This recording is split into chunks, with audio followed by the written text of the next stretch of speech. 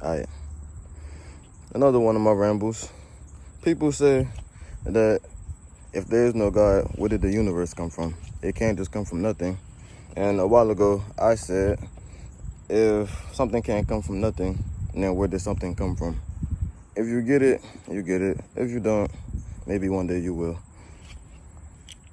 Things existing doesn't actually mean it's a creator, because if it's a creator, that means the process has to continue to be the same, meaning something had to create the creator and something had to create that creator. It solves no problem. Things can simply exist. In my view, I would say life is infinity. I always say that. Because things are infinite, like the chicken and the hen analogy, it's like it has no start place and no beginning, or no ending and no beginning. It's just a point of like continuous cycling, a formation. When you really think about it, what in this life has actually been created? I have never seen anything that has actually been created.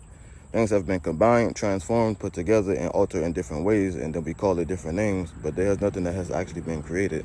We always use the properties or things that are already here. In my view, God is the permissible Santa Claus.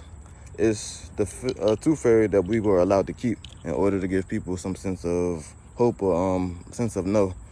To me, God is that, the unnameable, the mysterious, nothing, honestly. And like I said back then, we all are nothing.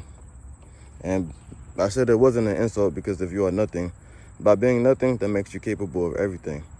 And if God is nothing and he can do anything, you can make it anything you want. He can perform all types of acts because he is nothing. So therefore, it's left up to your imagination to make your God as powerful as you want. But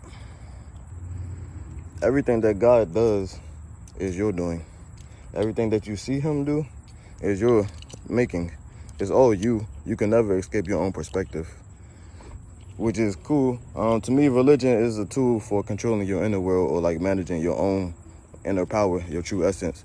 Because you, as your name self, you are just a piece. Hold up. There's an unnamed I, and that unnamed I is all of us. But then there's you. I'm CJ, but CJ is just an identifier that separates me from the whole reality. But before I was CJ, and even still, I am nothing. I am that hum, that silence that exists within. To define yourself is to cling to a pattern, and that pattern is what you use to define yourself, and that's what you call you. Which is why if you do certain actions, people be like, oh, that had to be this person because this is what they do, that pattern. But if you flow, there is no pattern, and you become like the universe. You are capable of everything. You become infinite again.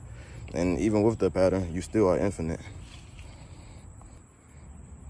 Another thing, the mind is a powerful tool, but whose tool is it? Growing up, we were given so much beliefs and things to follow and views that your intents really aren't your own, and you create turmoil with yourself. Because if you really believe in sin, your whole entire nature is being sin. It's like you're going against an imaginary problem, and you're fighting against you. And if you continue to fight against you, you should never win.